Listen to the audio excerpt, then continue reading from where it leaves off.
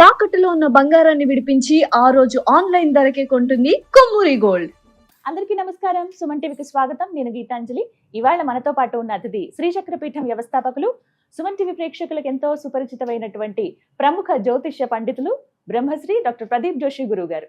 గురుగారితో మాట్లాడి రాబోతున్నటువంటి గ్రహణాల గురించి వివరాలు తెలుసుకుందాం. అలాగే ఆ ప్రభావం ద్వాదశ రాశుల వారిపైన ఎలా ఉంటుంది, ఎటువంటి పరిహారాలు చేసుకోవాలి, గురుగారి మాటల్లో విందాం.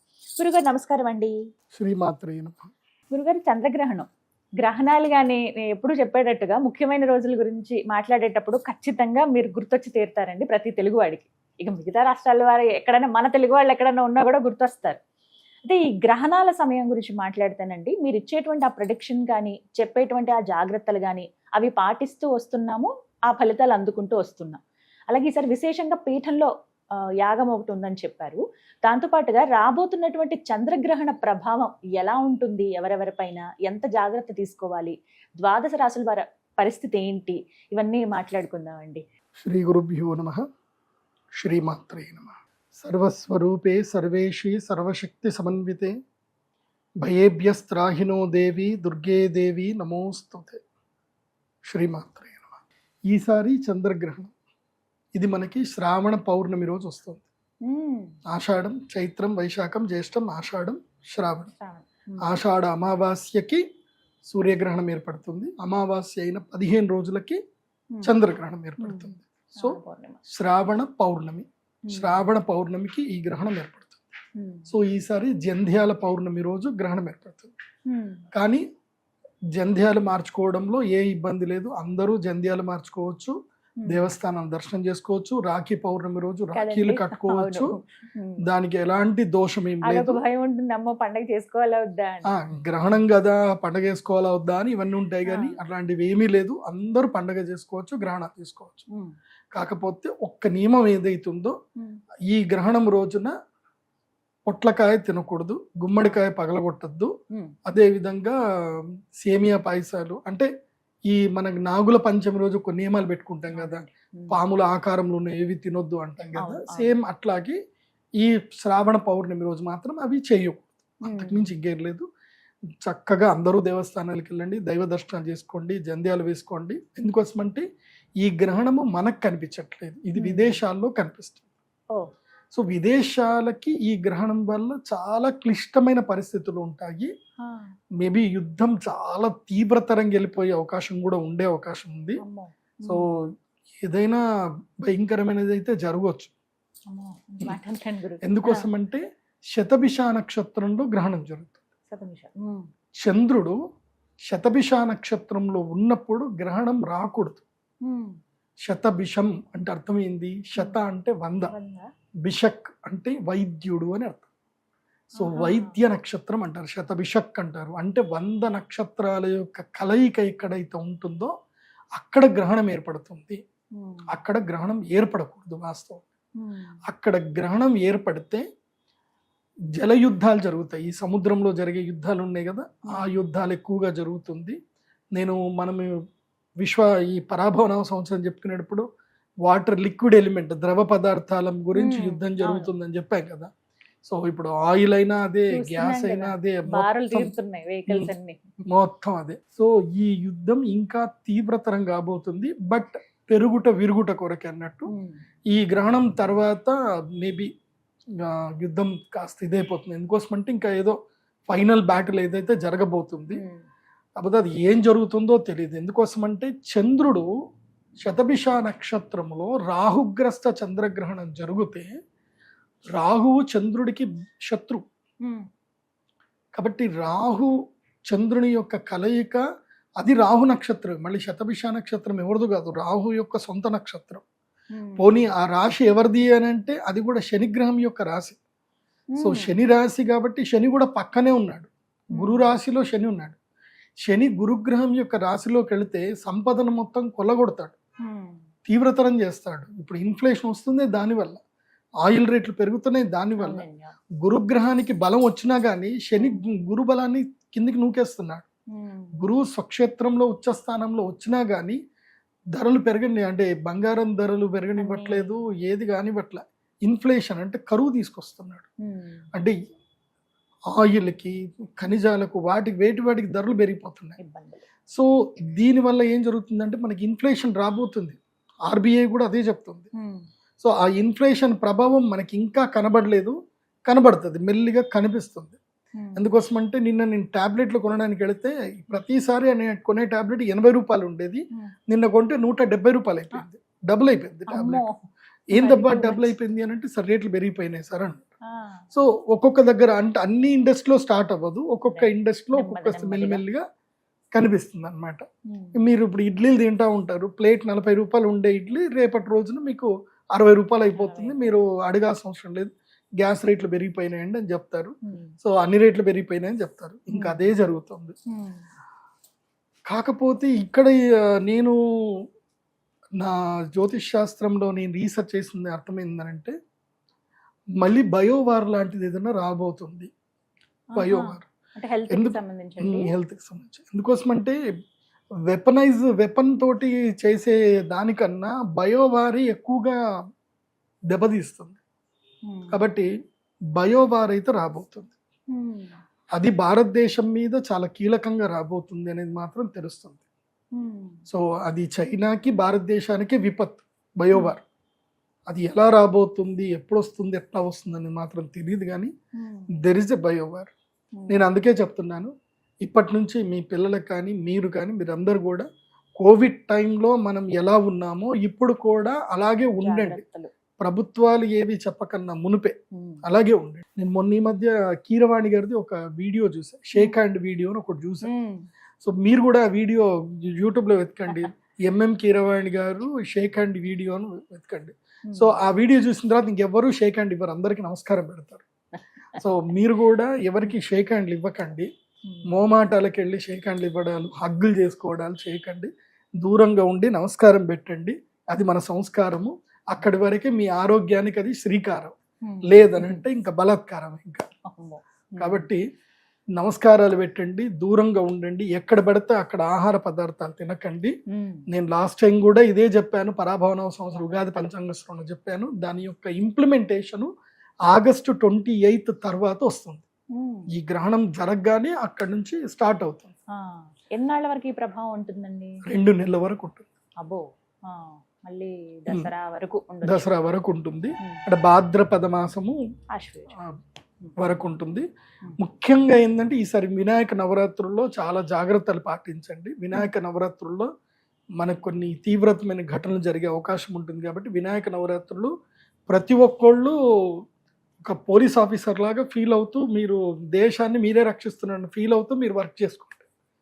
చాలా కాన్షియస్గా ఉండండి. అందరు కూడా దేశాన్ని మీరు కాపాడాలి, మీ చుట్టుపక్కల వాళ్ళందరినీ కాపాడాలి, మీ చుట్టుపక్కల పరిసరాలు అన్నింటిలో కూడా ఒక డేగ కన్ను వేసి ఉంచండి, దేనికైనా మంచిది.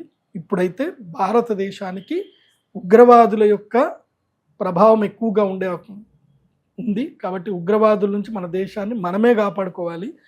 సైనికులే కాపాడాలనో పోలీసులే కాపాడాలనో రూల్ ఏం లేదు. ప్రతి ఒక్క భారతీయుడు ఒక సైనికుడే. మన దేశాన్ని మనమే కాపాడుకోవాలి. మన చుట్టుపక్కల పరిస్థితులు మన దేశంతో చూసి మనం కాపాడుకోవాలి. కాబట్టి అదొకటి. ఎందుకోసం అంటే దీని ప్రభావము భవిష్యత్తులో ఆరోగ్యం మీద చూపిస్తుంది, నీటి మీద చూపిస్తుంది, నీళ్ల మీద, ద్రవ పదార్థాల మీద ఈ ప్రభావం ఎక్కువగా ఉంటుంది. కాబట్టి ఈ విషయంలో అప్రమత్తంగా ఉండండి. గ్రహణం ఎక్కడో వేరే దేశంలో యుద్ధం జరిగితే మనకేం వస్తుంది అనుకున్నాం, కానీ ఇప్పుడు చూడండి అక్కడెక్కడో ఇరాన్కి ఇజ్రాయెల్కి మధ్యలో యుద్ధం జరిగి ఆ చిన్న సందు ఒకటి మూసేస్తే మన దగ్గర ఆయిల్ రేట్లు పెరిగిపోయాయి, డాలర్ రేటు పెరిగిపోయింది. ఎంత దారుణమైన పరిస్థితి. ఓ చిన్న సందు, ఒక వంక సందు, దేనికి పనికిరాని సందు అనుకున్నాం, అది ఇప్పుడు పెద్ద తలనొప్పి కూర్చుంది. నిజంగా మన భారతదేశానికి వాజ్పేయి గారు అప్పట్లో జరిగిన ఆయిల్ దానికి మన భారతదేశంలో కనుక రిజర్వ్స్ కనుక క్రియేట్ చేసి ఉండకపోతే ఇవాళ మన పరిస్థితి దారుణంగా ఉంటుండే. ఇవాళ మన భారతదేశంలో ప్రతి ఒక్కళ్ళు కూడా గౌరవ ప్రధానమంత్రి, మాజీ ప్రధానమంత్రి శ్రీ వాజ్పేయి గారికి మనం అందరం కూడా థ్యాంక్స్ చెప్పుకోవాలి, మన మనస్ఫూర్తిగా థ్యాంక్స్ చెప్పుకోవాలి. ఆయన అప్పుడు కనుక ఈ ఇనిషియేట్ చేసి ఉండకపోతే, ఆయన మనకి న్యూక్లియర్ వెపన్ ఆయనే ఇప్పించారు, అబ్దుల్ కలాం గారు వాళ్ళు కలిసి మనకి న్యూక్లియర్ వెపన్ ఇచ్చారు, అట్లాగే ఆయిల్ రిజర్వ్స్ ఇచ్చారు. సో మనం వాళ్ళకి ఎప్పుడు మనం థ్యాంక్స్ చెప్పుకోవాలి. అలాంటి గొప్ప గొప్ప నాయకులు ఎవరైనా ఏదైనా నిర్ణయం తీసుకుంటే మనం వాళ్ళకి సపోర్ట్ చేయాలి. అందుకే ఇప్పుడైతే ఆరోగ్యం పట్ల అప్రమత్తంగా ఉండండి. ఈ చంద్రగ్రహణం ప్రభావం వల్ల అయితే బయట ఎక్కడ తినకండి అని చెప్తాను. ఎంత కష్టమైనా ఇంట్లోనే అన్నం చేసుకొని కారం అన్నమైనా తినండి, కానీ బయట ఎక్కడ తినకండి, రోగాలు వస్తున్నాయి. తెచ్చుకోవద్దు. ఇక ఇంతకీ సమయం ఎప్పుడు గురువు గారు?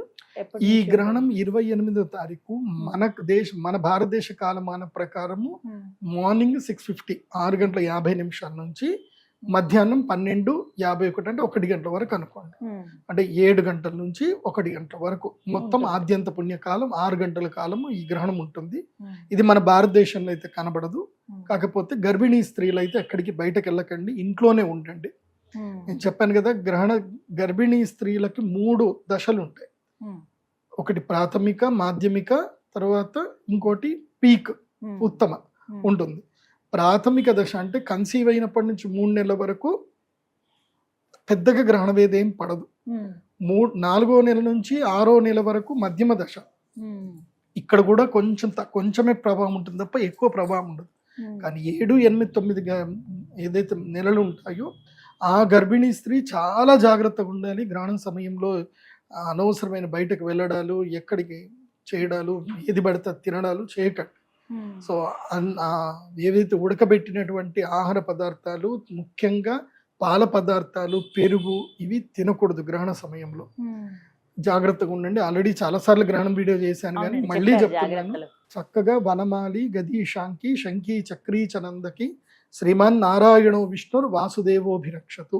ఈ శ్లోకాన్ని కంఠస్థం చేసుకోండి. లేదంటే నారాయణ నారాయణ నారాయణ నారాయణ అనుకుంటూ నారాయణ నామస్మరణ చేసుకోండి. లేకపోతే శ్రీమాత్రే నమః, కృష్ణాయ నమః, ఏదైనా భగవన్ నామస్మరణ మీకు సులభమైంది ఏదైతే అది భగవన్ నామస్మరణ అనుకుంటూ ఒకవైపు తిరిగి పడుకోవాలి. మీకు దగ్గరలోనే మీ ఇంట్లోకి ఎక్కడ కూడా వెలుగు పడకుండా చూసుకోండి. మీకు 6 అడుగుల నుంచి 10 అడుగుల దూరంలో ఎక్కడైనా కార్నర్లో ఆవు నెయ్యితో చేసిన దీపాన్ని చక్కగా వెలిగించి పెట్టుకోండి.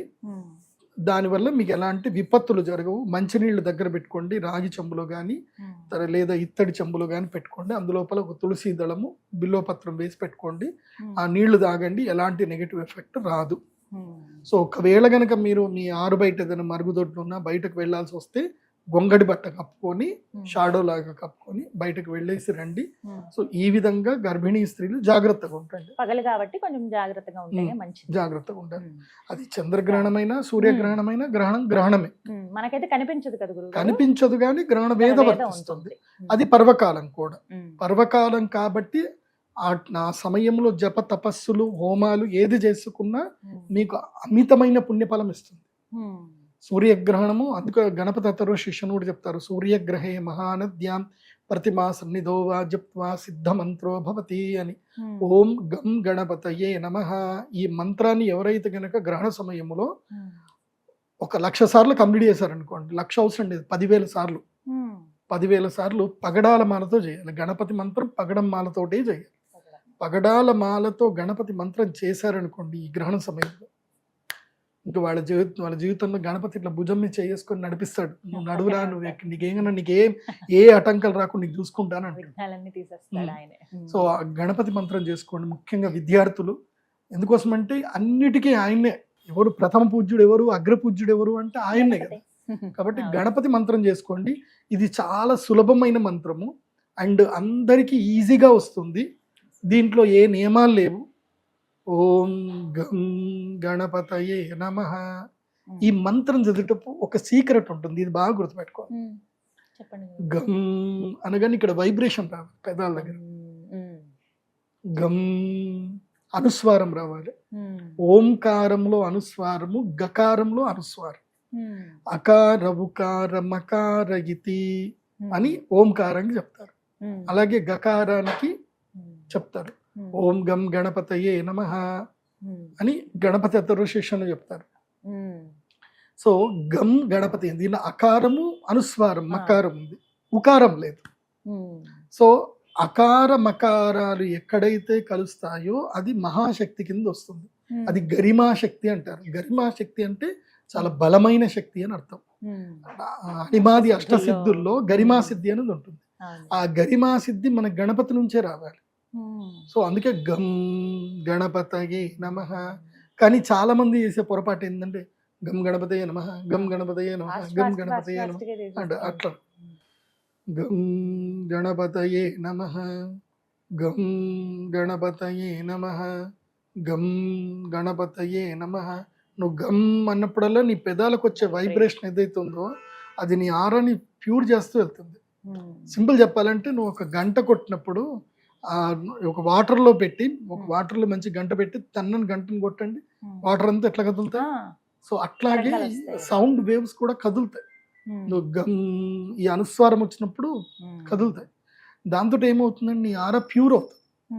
సో ఒక్కటి బాగా గుర్తుపెట్టుకోండి, నేచరు బలమైన సంకల్పం ఉన్న వ్యక్తులని వెతుక్కుంటుంది. వాళ్ళని మాత్రమే తీసుకెళ్ళి ఒక ఉన్నత స్థాయిలో కూర్చోబెడుతుంది. నీ సంకల్పం ఏదైనా కానీ అది చెడు కానీ మంచిది కానీ నీకు బలమైన సంకల్పం దాని మీద ఉండాలి. ఇప్పుడు ఉదాహరణకి ఇదే బ్రహ్మదేవుడు, ఇదే శివుడే కదా మనకు వరాలు ఇచ్చింది. ఎవరికి?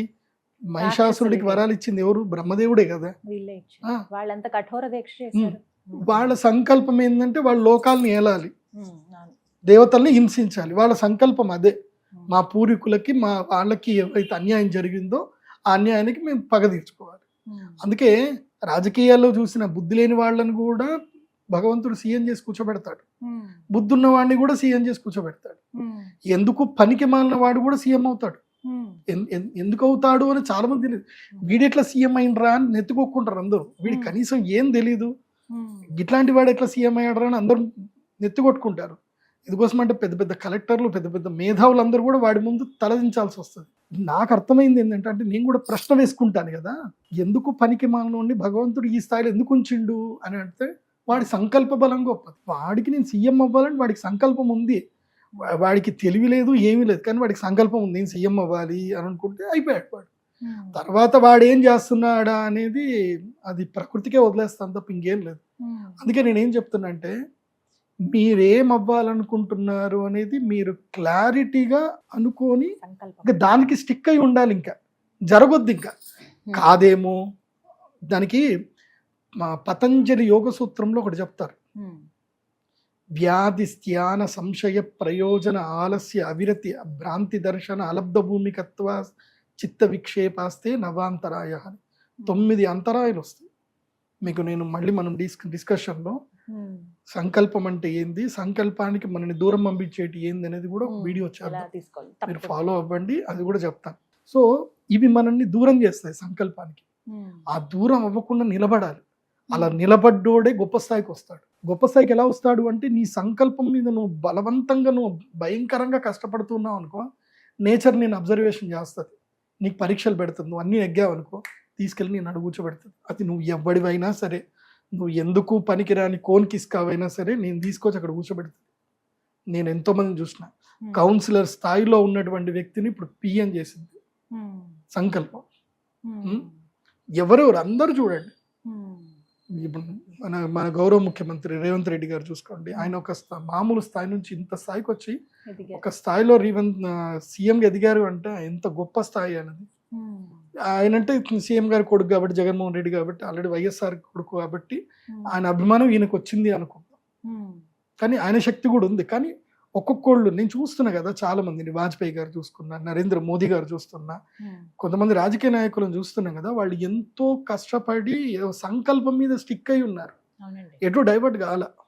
సో మీరు కూడా డైవర్ట్ కాకపోతే అద్భుతాలు సాధించవచ్చు. గ్రహణం సమయంలో చేసుకోండి. గురుగారు, ఇక ఈ రాహుగ్రస్త చంద్రగ్రహణం ఆగస్టు 28 శ్రావణ పౌర్ణమి రోజున, మరి ఈ ప్రభావం ద్వాదశ రాశులపైన ఎలా ఉంటుందో తెలియచేస్తారా? మంచి ఫలితాలు ఎవరికి ఉన్నాయి, అధమంగా ఎవరికి ఉంది, అలాగే మధ్యస్థంగా? ఈ గ్రహణం వల్ల 4 రాష్ట్రాల వాళ్ళకి నెగిటివ్ ఉంటుంది, 4 రాష్ట్రాల వారికి పాజిటివ్ ఉంటుంది, 4 రాష్ట్రాల వాళ్ళకి నార్మల్గా ఉంటుంది. కాకపోతే ఈ గ్రహణం టైంలో ఏంటంటే, మీకు సూర్యగ్రహణంలో ఎవరెవరికైతే బెనిఫిట్స్ వచ్చాయో, సూర్యగ్రహణం, అందుకు మనం సూర్యగ్రహణం డిస్కస్ చేసేటప్పుడు నేను మీనరాశి గురించి ఎక్కువ చెప్పలేదండి.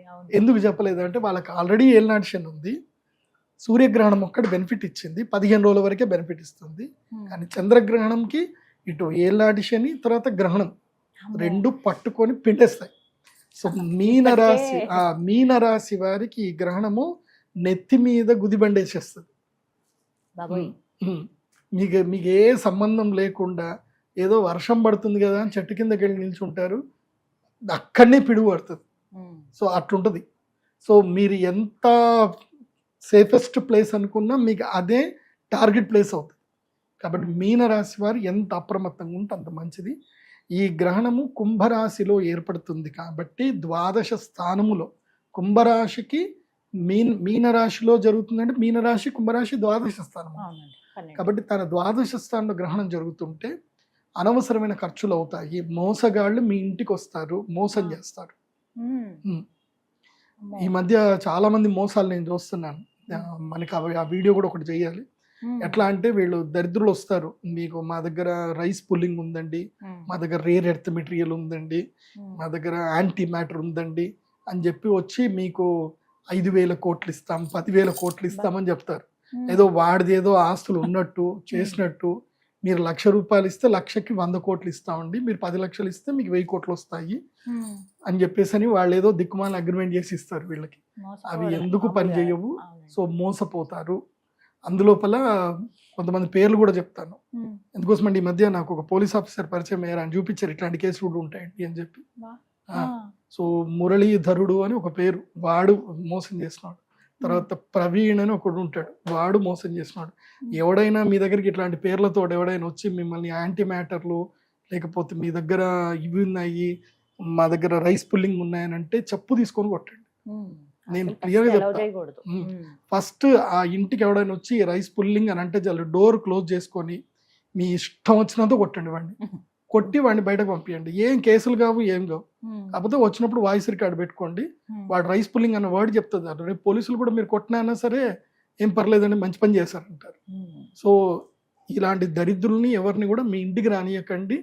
అత్యాశ పెట్టే వాళ్ళని ఎవరిని నమ్మకండి. ఒకటి గుర్తుపెట్టుకోండి, మార్కెట్లో బ్యాంకు లాంటి గొప్ప గొప్ప బ్యాంకులే మీకు ₹1,00,000 మీరు ఫిక్స్డ్ డిపాజిట్ చేస్తే మీకు 6.5% కన్నా ఎక్కువ వడ్డీ ఇవ్వవు.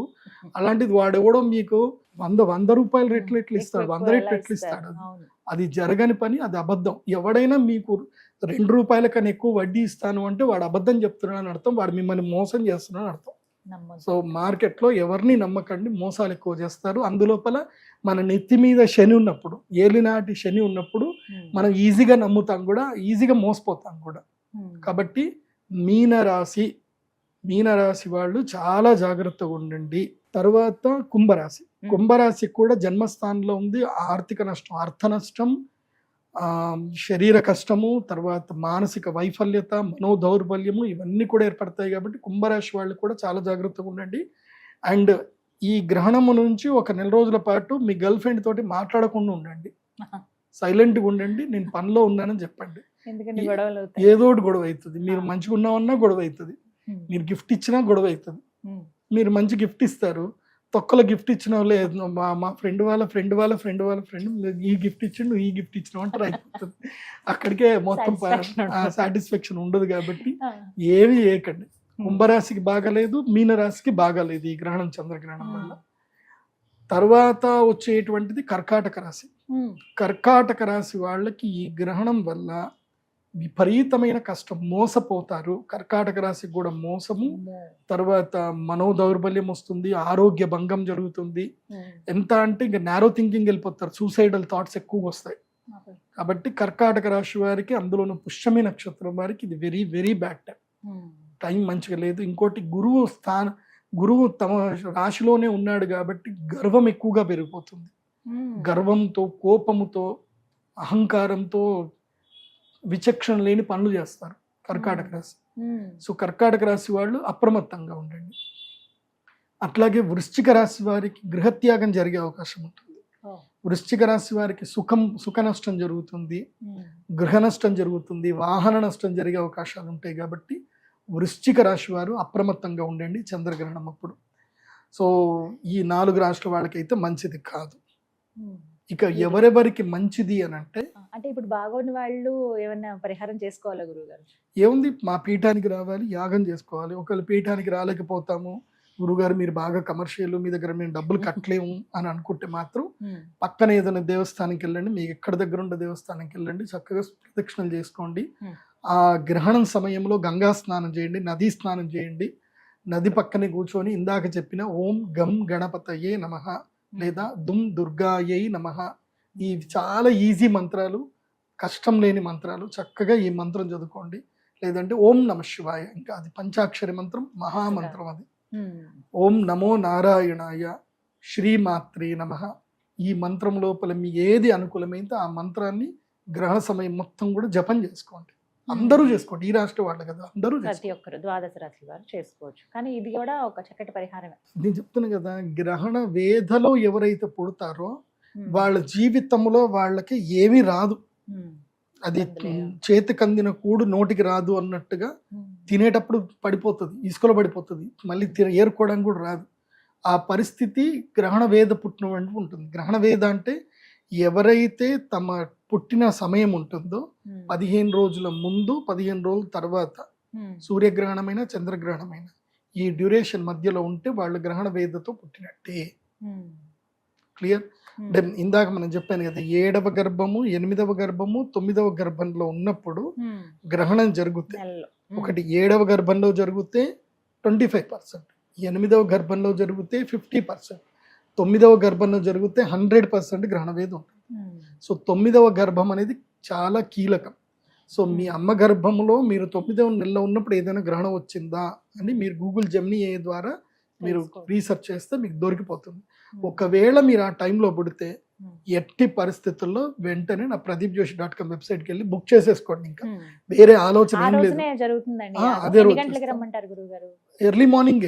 ఈ గ్రహణము మార్నింగ్ కదా, 5 o'clock స్టార్ట్ అయిపోతాయి. 5 o'clock నుంచి సంకల్పాలన్నీ చేయాలి కదా. 4 నుంచి 6 గంటల వరకు సంకల్పాలు, 6 నుంచి 7 గంటల వరకు ప్రాథమిక పూజ ఉంటుంది, సంకల్పం ఉంటుంది. ఆ తర్వాత 7 గంటల నుంచి యాగం స్టార్ట్ అవుతుంది. 7 నుంచి 12, 1 గంటల వరకు యాగం. యాగం తర్వాత మళ్ళీ రుద్రశూల స్పర్శ ఉంటుంది. చాలా పద్ధతికి వెళ్తుంది మన దగ్గర. గ్రహణం అంటే రుద్రశూల స్పర్శ, తర్వాత అమ్మవారి తమలపాకు ప్రసాదం ఉంటుంది. ఆ టైంలోనే ఇస్తాను. మళ్ళీ ఎప్పుడు ఇవ్వను. తేనె, తమలపాకు, లవంగం వేసి మంత్రి ఇచ్చిన ప్రసాదం ఇస్తాను. అదేందో విచిత్రం, చాలా మందికి మంచి జరిగిపోయింది అబ్బా, నాకు ఆశ్చర్యం అనిపిస్తుంది. అంటే అంత పవర్ ఉందా మన దగ్గర అని అప్పుడప్పుడు నాకే డౌట్ వస్తుంది. అద్దాల ముఖం చూస్తుంటే అదే ఆ గ్రహణం టైంలో మన క్షేత్రంలో అమ్మ పలుకుతుంది, అంతకుమించి ఏం లేదు. నేను జస్ట్ ఒక మీడియం మాత్రమే. అదే అమ్మదే, అంతకుమించి ఏం లేదు. కాకపోతే అందరికి మంచి అవుతుంది. కొంతమంది పిల్లలు లేని వాళ్ళకి పిల్లలు అయిపోయారు, అందరు బాగున్నారు. మా మావాడు కూడా తీసుకున్నాడు, వాడికి కొడుకు పుట్టాలని కోరుకుంటే వాడికి కొడుకు పుట్టాడు. మా దగ్గర పనిచేసే పిల్లాడికి వాడి భార్య ప్రెగ్నెంట్ అయింది, మంచి సంతోషంగా ఉన్నారు, బాగుంది. సో అందరికి మంచి జరుగుతుంది. మంచి జరగాలి. మనం చేసే మన మనసు మంచి అయినప్పుడు అందరికి మంచి జరుగుతుంది. సో ప్రసాదం మాత్రం అందరికి ఫ్రీగానే ఇస్తాం, దానికైతే డబ్బులు తీసుకోము. గ్రహణం సమయంలో అమ్మవారికి తేనెతో అభిషేకం చేస్తాము.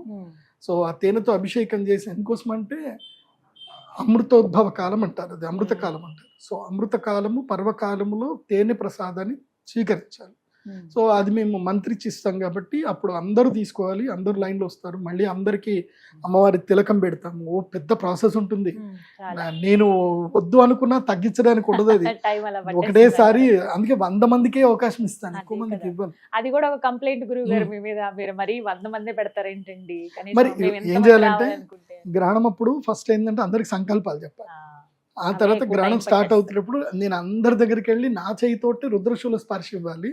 రుద్రశూల స్పర్శ ఇచ్చి మళ్ళీ అందరికి మాల ఇవ్వాలి. ఎందుకోసం అంటే రక్షమాల ఇవ్వకుండా గ్రహణం స్టార్ట్ చేయకూడదు. అందరికి రక్షమాల ఇవ్వాలి. రక్షమాల ఇస్తేనే గ్రహణం స్టార్ట్ చేయాలి. రక్షమాల లేకుండా గ్రహణం చేయకూడదు. కాబట్టి రక్ష ఇవ్వాలి. రుద్రశూల స్పర్శ తర్వాత ఇవి 2 రక్ష ఇస్తాం. ఇదంతా అయిన తర్వాత మళ్ళీ ప్రసాదం ఇవ్వాలి. ప్రసాదం ఏంటి అంటే తేనె ప్రసాదం ఇవ్వాలి. ఇది అందరికి ఇవ్వాలి కదా. ఇది కూడా ఈచ్ పర్సన్ దగ్గరికి వెళ్ళాలి. ఇది రుద్రశూల స్పర్శ ఈచ్ పర్సన్ దగ్గరికి వెళ్ళాలి. మళ్ళీ తమలపాకు ప్రసాదము ఈచ్ ప్రతి పర్సన్కి ఇవ్వాలి. ఇదైన తర్వాత మళ్ళీ ఇంకో రౌండ్ వస్తుంది. ఇంకో రౌండ్లో ఏంటంటే అందరికి తిలకం పెట్టాలి, అదొక రౌండ్ అయిపోతుంది. మళ్ళీ ఇంకొక రౌండ్ ఉంటుంది, లవంగాలన్నీ ఇవ్వాలి. సో ఒక 100 మంది వచ్చారనుకుందాం, కంపల్సరీ 300 మంది వస్తారు. 300 మంది వస్తారు. 300 మంది 5 రౌండ్లు తిరిగితే 1500 మందికి 1500 సార్లు నా చేయి జరుగుతూనే ఉండాలి. ఆ ఉన్న 4 గంటల్లో ఎంతమందికి చేయాలి? అందుకే అవి దృష్టిలో పెట్టుకుని అంతే, అంతకుమించి ఎక్కువ మందిని రానిచ్చేదే లేదు. కొంతమందే రావాలి అంతే. కొంతమంది ఎంతమంది రాగలుగుతే అంత వాళ్ళకే అదృష్టం, అంతకుమించి ఏం లేదు. ఇంకోటి ఏంటంటే మా అమ్మవారు సెలెక్ట్ చేసుకుంటదేమో అనిపిస్తుంది. అంతేనా? ఇంతమంది అంటే అంతమందే వస్తారు, మేము బియ్యం పెడతాం కదా, ఇంతమంది వస్తారు అనుకొని నేను ఒక లెక్కేసుకొని చెప్తాను, ఇంతమందికి బియ్యం పెట్టరా అంటే అంతమంది వస్తారు, అన్నం అస్సలు మిగలదు మా దగ్గర. సో అంతే, అమ్మ లెక్కేసుకుంటుంది అది. ఆ అమ్మవారు మా పీఠానికి మీరు వచ్చారు అంటే అమ్మవారు మిమ్మల్ని పిలుచుకుంది అని అర్థం, లేకపోతే మీరు రాలేరు. ఒక ఆయన అమెరికా నుంచి వచ్చాడు, ఆయన అమెరికా నుంచి ఆయనకి చాలా సింపుల్గా వచ్చాడు ఇక్కడి గుడికి, కానీ జస్ట్ అనకాపల్లి నుంచి ఇక్కడికి రాలేకపోయారు. వైజాగ్లో క్లయింట్ ఉంటాడు, వస్తాను గురూజీ అంటాడు, వాడు రాలేకపోయాడు. ఇంకోటి బెళగాంలో ఒక క్లయింట్ ఉంటాడు, వాడు 3 సంవత్సరాల నుంచి గ్రహణం ఎప్పుడు గురూజీ నేను వస్తాను అంటాడు. వాడు అక్కడ సెంట్రల్ కోఆపరేటివ్ బ్యాంక్ చైర్మన్, వాడు ప్రతిసారి వస్తానంటాడు, వాడు రాలేకపోతాడు. అరే నీకు ఇంక ఇన్విటేషన్ రాలేదురా, అమ్మవారి ఇన్విటేషన్ వస్తే నువ్వు ఆటోమేటిక్ వస్తావు. కాబట్టి గ్రహణ సమయంలో అందరూ వచ్చి యాగం చేసుకోండి, యాగంలో పాల్గొనొచ్చు. వెబ్సైట్ ద్వారా బుక్ చేసుకోండి, ఓన్లీ వెబ్సైట్ ద్వారానే బుక్ చేసుకోండి. అలాగే ఇక గురుగారు, రాహుగ్రస్త చంద్రగ్రహణం శ్రావణ పౌర్ణమి రోజు ఆగస్టు 28, మరి ఏ రాసుల వారికి బాగా కలిసి వస్తుందండి అదృష్టం? కలిసి వచ్చే రాశి ఏంటంటే నంబర్ 1, వీళ్ళ దశ మారిపోతుంది. ఈ గ్రహణం తర్వాత ఇంకా వీళ్ళ లైఫ్ దశ మారిపోతుంది. దాదాపు 3 నెలల వరకు లక్ టైం, ఎవరు పట్టినా ఆపలేరు, ఇంకా రాకెట్లకు దూసుకుపోతారు. కన్యారాశి, కన్యారాశికి ఈ గ్రహణము 6వ రాశిలో జరుగుతుంది.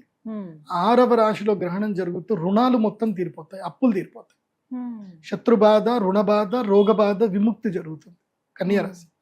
కాబట్టి కన్యారాశి వాళ్ళు ఎవరైనా ఉంటే ఈ గ్రహణం తర్వాత 3 నెలల లోపల మీ అప్పులు ఏమున్నా సరే తీర్చేసుకోండి, అంత సంపద వస్తుంది. మీకు ఇంత టార్గెట్ అమ్మవారు ఇస్తారు, నువ్వు దాన్ని ఖాళీ చేసినావు మళ్ళీ జేబు నిండిపోతుంది. అక్షయ పాత్రలు, ఉదాహరణకి నీ దగ్గరికి నీ సంపాదన 3 లక్షలే అనుకుందాం, 3 లక్షలు వచ్చాయి, ఇమీడియట్లీ అప్పు తీర్చేయి, మళ్ళీ 3 లక్షలు వస్తాయి చూడు. అప్పు తీర్చేసుకుంటూ వెళ్ళు. నేను ఇట్లాగే ఎవరో నా దగ్గరికి అరుణాచలం నుంచి ఒక క్లయింట్ వచ్చాడు. ఆ క్లయింట్ నాది గృహయోగానికి సంబంధించిన వీడియో చూశాడు. నేను చెప్పాను ఈ యోగం బాగుంటే, అంటే మన ఆల్రెడీ రాశిఫలాలు చెప్తాను కదా, గృహయోగం ఉంది నాయన, నువ్వు ఇల్లు కట్టుకోవచ్చు, ఈ టైంలో కట్టుకోవని చెప్పాను. వాడి దగ్గర రూపాయి లేదట, ఏదో ₹1,00,000 ఉంటే ₹1,00,000తో స్టార్ట్ చేసుకున్నాడు, ఆటోమేటిక్గా డబ్బులు వచ్చాయట. అట్లా ఇల్లు కట్టేసుకున్నానని చెప్తున్నాడు. మొన్న వచ్చాడు నా దగ్గరికి, మొన్న అక్షయ తృతీయకి వచ్చి చెప్తున్నాడు, అక్షయ తృతీయ కదా ఇంటికి వచ్చి చెప్తున్నాడు, గురుగారు మీ చెప్పడం వల్ల నేను ఇల్లు కట్టుకున్నా అంటే దానికి కారణం మీరే అంటాడు. అది సో అట్లా మనకి టైం కలిసి వస్తే అన్ని బాగా జరుగుతాయి. కాబట్టి అప్పులు తీర్చే టైం కన్యారాశి వాళ్ళకి. ఆ తర్వాత ఇంకా ఎవరికి అనంటే దశమ ఏకాదశ స్థానాలు ఎవరికైతే అవుతాయో వాళ్ళకి బాగున్నట్టు. సో ఇది ఎవరికి కుంభరాశిలో జరుగుతుంది. సో కుంభరాశి ఏకాదశ స్థానం ఎవరికి అవుతుంది అని అంటే మేషరాశి వారికి. మేషరాశి వారికి ఏలినాటి శని ఉన్నా కానీ ఈ గ్రహణ ప్రభావం చేత మీకు వినాయక చవితి వరకు అదృష్ట యోగం ఉంది. వినాయక చవితి వరకు మీరు పట్టిందల్లా బంగారం. వినాయక చవితి వరకు మంచి టైం, లాభములో గ్రహణం జరిగితే అరిష్టాలన్నీ దూరం అవుతాయి. కాబట్టి మీకు ఏమైనా సెటిల్మెంట్స్ ఏమైనా చేసుకునేది ఉన్నా, ఏదైనా సమస్యల నుంచి బయటకు పడేది ఉన్నా తొందరగా మీ పనులన్నీ చేసుకోండి, బాగుంటుంది. కాబట్టి మేషరాశి వారికి ఏలినాటి శని ఉన్నా కానీ భాద్రపద పౌర్ణమి వరకు వీళ్ళకి లైఫ్, ఇప్పుడు మన వీడియో గేమ్లు ఆడినప్పుడు మనకి ఏదో లైఫ్ వస్తుంది కదా అన్నట్టుగా వీళ్ళకి లైఫ్, ఎవరి మేషరాశి వాళ్ళకి ఏవైనా పనులు చేసుకోవచ్చండి, ఏదైనా అంటే క్లియర్ చేసుకునే పనులు, కొత్త పనులు స్టార్ట్ చేయ క్లియర్ చేసుకునే పనులు. బిజినెస్ లో ఏమైనా చేసుకున్నది ఉంటే అతి జాగ్రత్తగా చేసుకోవాలి జ్యోతిష్ శాస్త్ర పండితుని. ఎందుకోసం అంటే శని ఏం చేస్తాడు అంటే ఆతృత పెడతాడు, ఆతృత పెట్టి డబ్బులు ఎక్కడైనా పెట్టిస్తాడు. మొత్తం మనకి సింపుల్ చెప్పాలంటే మనకి ఏలినాటి శని ఉంది అన్నప్పుడు శని మనకి ప్యాంపర్ చేస్తాడు. ఎలాగంటే చాలా పక్క ల్యాండ్ 30 లక్షలండి, ఇది జస్ట్ 4 లక్షలకే ఎకరం, వాడు 30 లక్షలు. ఏంది అంటే ఏం లేదండి, వాడికి ఏదో సమస్య ఉంది, వాడికి డబ్బులు కావాలి కాబట్టి వాడు 4 లక్షలకు అమ్ముతున్నాడు, ఛాన్స్ మిస్ అయిపోతుంది, మీ ఇష్టం. మనకు అది ఆ లాజిక్ మనం పట్టుకోం. వాడు 30 లక్షలు పక్క ల్యాండ్ అమ్ముతున్నాడు, 4 లక్షలకి ఎందుకు అమ్ముతున్నాడు లాజిక్ మనం పట్టుకోం. సో ఆ లాజిక్ లేకుండా దాన్ని పోతాం, కొనేస్తాం. తీరా కొన్ని అంత అయిన తర్వాత వాడు అక్కనో చెల్లో వాడు తమ్ముడో ఎవడో ఒకడు వచ్చి కేసేస్తాడు. వాడు డబ్బులు వాడు తీసుకొని వాడు దులుపుకొని వెళ్ళిపోతాడు. ఇక వీడు కోటు చుట్టూ వీడు దొరుకుంటూ కూర్చోవాలి. మన భారతదేశ చట్టాలు అట్లా ఉన్నాయి మరి. సో కాబట్టి ప్యాంపర్ మెయిన్గా ఏంటంటే అత్యాశకి వెళ్ళొద్దు, ఏదో ఒకటి తక్కువలు దొరుకుతుందనో ఇది దొరుకుతుందో దాని జోలికి వెళ్ళకండి, మేషరాశి. చాలా జాగ్రత్తగా ఉండండి మేషరాశి. అలాగే వృషభ రాశికి కూడా కర్మస్థానంలో ఈ గ్రహణం జరుగుతుంది.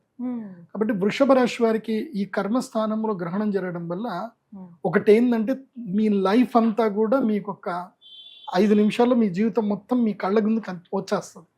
మిమ్మల్ని మోసం చేసే వాళ్ళు ఎవరు, మీకు అన్యాయం చేస్తుంది ఎవరు, మీ వాళ్ళు ఎవరు, మీ వాళ్ళు కాని వాళ్ళు ఎవరు, ఇవన్నీ కూడా ఈ గ్రహణం తర్వాత 10 రోజుల్లో మీకు అన్నీ తెలిసిపోతాయి. దానితోటి మీ కర్మ ఏంది, మీ కర్మ ఏంది రెండు తెలుస్తాయి. మీరు ఏ పని చేయాలి, కర్మ అంటే అర్థం ఏంటంటే మీకు ఏది వదిలించుకోవాలో అన్ని తెలిసిపోతాయి, ఏది వదలాలి ఏది పట్టుకోవాలనే క్లారిటీ మొత్తం వృషభ రాశి వారికి ఈ సమయంలో వచ్చేస్తుంది. కాబట్టి ఈ గ్రహణం వల్ల మెయిన్ బెనిఫిటెడ్ ఒక్కటి మాత్రం కన్యా రాశి వాళ్ళకి మాత్రమే బెనిఫిట్. మిగతా వాళ్ళకి సాధారణంగా సెటిల్మెంట్ చేసుకోవాలి, క్లియర్ చేసుకోవడానికి బాగుంది. అట్లాగే ధైర్యస్థానం ఎవరు అంటే ధనుస్సు రాశి. ధనుస్సు రాశి వారికి తమ ధైర్యస్థానంలో గ్రహణం జరుగుతుంది కాబట్టి విదేశీ ప్రయాణాల గురించి కానీ, కాంపిటేటివ్ ఎగ్జామ్స్ గురించి కానీ ఏదైనా ప్రిపేర్ చేసుకునేది ఉంటే ధనుస్సు రాశి వారు చేసుకోవచ్చు. వాళ్ళకి ఇది మంచి టైం. ధనుస్సు రాశి వాళ్ళకి మెయిన్గా జీవితంలో ప్రోగ్రెసివ్ అవ్వడానికి, ప్రమోషన్ కానీ ఏదైనా ప్రోగ్రెసివ్ అవ్వడానికి ధనుసు రాశి వాళ్ళకి ఈ గ్రహణం ప్రభావం ఉంటుంది. ఒకటి బాగా గుర్తుపెట్టుకోండి, గ్రహణాలలో సూర్యగ్రహణం ఇచ్చినంత నెగిటివ్ అండ్ బెనిఫిట్ చంద్రగ్రహణం ఇవ్వదు. అవునా అండి? చంద్రగ్రహణకు అంత శక్తి ఉండదు. సూర్యుడు ఆత్మకారకుడు. ఆత్మకారకుడు అంటే ఆత్మ చైతన్యం, అది దాని బలం కొడుతుంది. చంద్రుడు మనకారకుడు, మనస్సును బలంగా కొడతాడు. సో సైకలాజికల్ ఇంపాక్ట్స్ అన్ని కూడా చంద్రగ్రహణం వల్ల ఉంటాయి. తర్వాత మెయిన్ గా కర్మ ఇవన్నీ కూడా పితృదోషాలు ఇవన్నీ కూడా మనకి సూర్యగ్రహణం వల్ల వస్తాయి. కాబట్టి జాగ్రత్తగా ఉండి గ్రహణాలు సద్వినియోగం చేసుకోండి. అందరు కూడా భగవద్ ఆరాధన చేయండి. గ్రహణ పర్వకాలం ఏదైతే ఉందో నేను చెప్పిన టైం 28వ తారీఖు మార్నింగ్ 6 o'clock నుంచి మధ్యాహ్నం 1 o'clock వరకు చక్కగా ఏదైనా దేవస్థానంకి వెళ్ళి మంచిగా దైవ ధ్యానం చేసుకోండి. ఎలాంటి అన్నము ఏవి తినకండి. ఇది అనుష్ఠానం చేసుకునే వాళ్ళు ఏవి తినకండి. మిగతా వాళ్ళు మీ ఇష్టం, మీరు ఎట్లా బతకాలి కూడా అట్లా బతకాలి. అనుష్ఠానం చేసుకునే వాళ్ళకి మాత్రం చెప్పండి. ఏం బటన్ దాన్ని వాడికి మనం ఏం చెప్తాం, వాళ్ళ ఇష్టం వచ్చినట్టు వాళ్ళ బతకండి, వాళ్ళకి స్వాతంత్రం ఉంది. మనం ఏం చెప్తానంటే నాకు ఎందుకోసం అంటే ప్రకృతిలో సూర్యచంద్రుల ఆధారంగా మనం బతుకుతున్నాం. సూర్యచంద్రుల గ్రహణం జరుగుతున్నప్పుడు మనం శక్తిని సంపాదించుకోవాలి. మనం కూడా శక్తివంతులమే. సో మనం కూడా దైవానికి ఆ టైంలో శక్తిని ఇవ్వాలి. జపం ద్వారా మాత్రమే మనం శక్తిని ఇవ్వగలుగుతాం.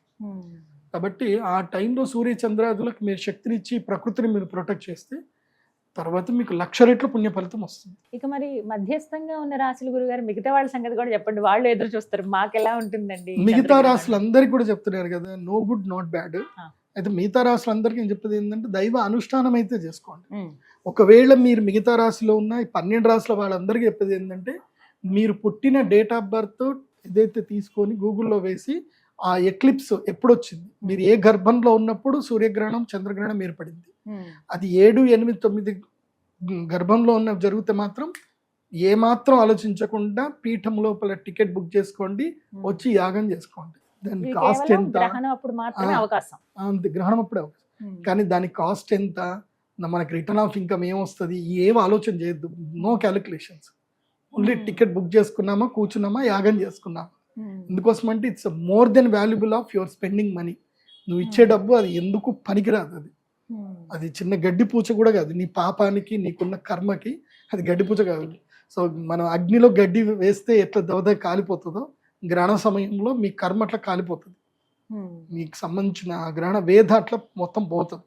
ఇప్పుడు మంచిగా 3 కిలోలు ఆవు నెయ్యి తెచ్చుకోండి, 1 కిలో నువ్వులు తెచ్చుకోండి. గ్రహణం టైంలో మంచి యాగం చేసుకొని వెళ్ళండి. ఇది అందరికీ అవకాశమే, కానీ మొదట 100 మందికి మాత్రం ఓన్లీ 100 మందికి, నాట్ ఎక్సీడెడ్. నేను అంతమందిని నేను భరించలేను, అంత ఓపిక నాకు లేదు. గురుగారు, ఇప్పుడు ఈ గ్రహణం అప్పుడు జరిగేటువంటి యాగంలో పాల్గొన్న వాళ్ళకి ఎటువంటి ప్రసాదం ఇస్తారండి? ప్రత్యేకంగా ఒక ప్రసాదం ఉంటుంది గ్రహణం అప్పుడు. ఇది నార్మల్ టైంలో ఇవ్వం. ఒక ప్రత్యేకమైన శివలింగం ఉంటుంది. శివలింగము అంటే ఒక ప్రత్యేకమైన స్టోన్. అది ఆ రాతికి ఒక అద్భుత శక్తి ఉంటుంది. 7 వర్ణాలు కనిపిస్తాయి, 7 వర్ణాలు, రెయిన్బో కనిపిస్తుంది.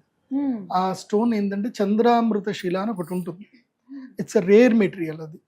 అది మీకు ఎక్కడ దొరకదు. అది నేను తెప్పించుకున్నాను కాబట్టి మా దగ్గర ఉంటుంది కాబట్టి ఉంటుంది. అది మళ్ళీ నేను మీకు ఇచ్చిన తర్వాత అది మీకు ఈ వంశాలకు వంశాలు మీరు అది చాలా చక్కగా జాగ్రత్త పెట్టుకొని పూజలు చేసుకోండి. మీరు ఆ చంద్రామృత శివలింగాన్ని ఇట్లా సూర్యుడికి చూపిస్తే అందులోపల మీకు కలర్స్ కనిపిస్తాయి. సో చంద్రామృత శివలింగం అంటే అమృత శివలింగం, అది చూస్తే మీకు తెలుస్తుంది. చంద్రశిల అంటారు, అది అది ప్రత్యేకమైన శివలింగం. అది 100 మందికి మాత్రం ఇస్తాను, మళ్ళీ ఎక్కువ మందికి లేదు. మళ్ళీ గురుగారు మేము వచ్చాము నైట్ అయిపోయిందంటే 100 మందికి. మళ్ళీ నెక్స్ట్ ఎప్పుడు సూర్యగ్రహణం ఉన్నా చంద్రగ్రహణం ఉన్నా రండి, బుక్ చేసుకోండి. 100 మందికి మాత్రమే అలౌడ్, 100 మందికి మించి ఎవరికైతే ఇవ్వడం జరగదు.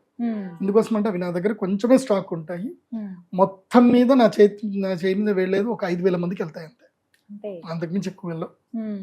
అది కూడా 5,000 మందికి గ్రహణంకి 100 చొప్పున ఎప్పుడు వస్తాయో. ఎందుకోసం అంటే ఆ చంద్రామృత కొన్ని పదార్థాలు ఉంటాయి. ఇప్పుడు మేము ధనత్రయోదశి రోజు ఇచ్చేటువంటిది ఒక ప్రత్యేకమైనది, అది ధనత్రయోదశి రోజే ఇస్తాం, ఇంకా ఏ రోజు ఇవ్వం. అప్పటికి మాత్రమే. అక్షయ తృతీయ రోజు ఇచ్చే అక్షయ పాత్ర ఆ రోజే ఇస్తాం, మళ్ళీ ఎప్పుడు అక్షయ పాత్రలు ఇవ్వం. ధనత్రయోదశి రోజు అట్లాగే గ్రహణం అప్పుడు సూర్య చంద్ర గ్రహణం అప్పుడు ఇచ్చేటువంటి చంద్రామృత శివలింగం ఏదైతే ఉందో అది అమృత శివలింగం అప్పుడే ఇస్తాం, మళ్ళీ ఇంకెప్పుడు ఇవ్వం. తర్వాత రాహుకేతు లాకెట్ ఇస్తాం, రాహుకేతు లాకెట్ ఉంటుంది. సో దాంట్లో పగడం, దాంట్లో గోమేధికము తర్వాత వైడూర్యం రెండు కలిపింది సర్పాకారంలో ఉంటుంది. అది మెడలో ధరిస్తే కనుక ఇంకా వాళ్ళకి ఒక సర్టిఫికేషన్ అనమాట, వీళ్ళు గ్రహణ వేదప్పుడు పూజ చేశారు కాబట్టి రాహుకేతువులు వీళ్ళని ఇబ్బంది పెట్టకూడదు అని రాహుకేతు లాకెట్ మేము ఇస్తాము. అది మెడలో వేసుకుంటే ఇంకా అంతే, ఇంకా సో వాళ్ళ జోలికి రాదు. ఇంకా అదొక సింబల్ అనమాట, ఆ నెగిటివ్ ఆరా రావాలి అని అంటే ఇది చూస్తే ఇంకా రాదు ఇంకా. సో అవి రెండు. తర్వాత అరిష్ట నివారణ యంత్రం అని ఒకటి ఉంటుంది. సో ఏ అరిష్టాలు రాకుండా ఉండడానికి మేము అన్ని అథర్వణ వేదంలో సూచించినట్టుగా యంత్రాలన్నీ క్రోడీకరించి ఒక 12 యంత్రాలని క్రోడీకరించి తయారు చేసిన యంత్రం ఉంటుంది. ఆ యంత్రం అందరికి ప్రసాదంగా ఇస్తాం. ఇవే.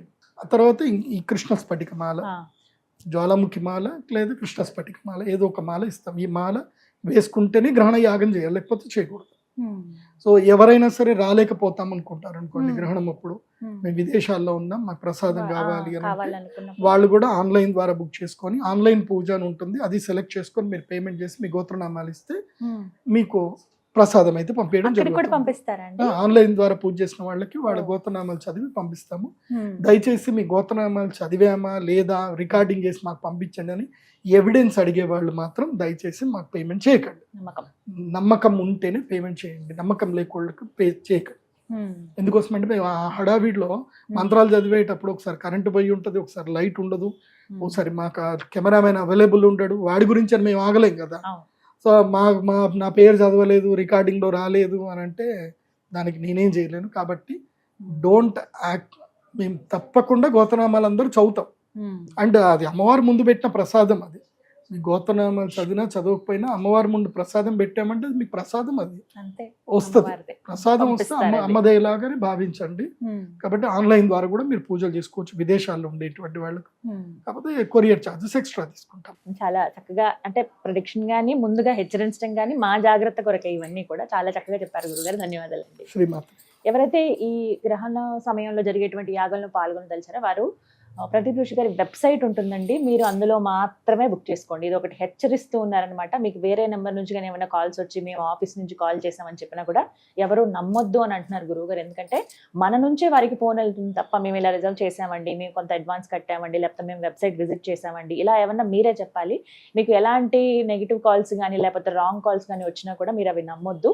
వెబ్సైట్ ద్వారా మాత్రమే మీరు బుక్ చేసుకోండి. మొదటి 100 మందికి మాత్రమే అవకాశం కాబట్టి త్వరగా ఈ అవకాశాన్ని సద్వినియోగపరచుకోండి. మరిన్ని వివరాలకు స్క్రీన్ మీద కనపడుతున్న నెంబర్కు కాల్ చేయండి. నమస్కారం.